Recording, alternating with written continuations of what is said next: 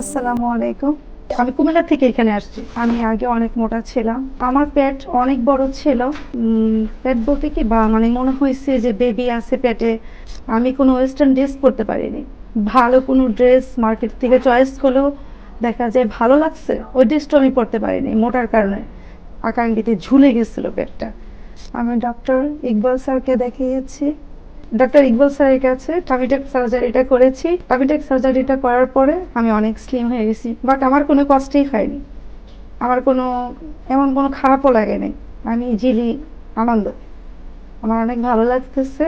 But আমি অনেক slim হয়ে গেছি, এটা আমার কাছে অনেক হ্যাপি। এখন আমি যে কোনো ড্রেস পরতে পারি, আমি আই এম হ্যাপি।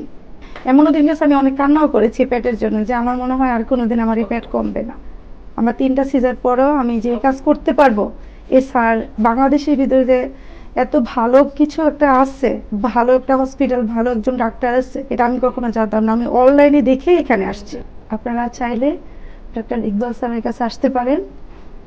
আপনারা অনেক খুশি হবেন এখানে আসলে। আমি অনেক খুশি এখানে এসে। আর ওদের অনেক কাজ ভালো।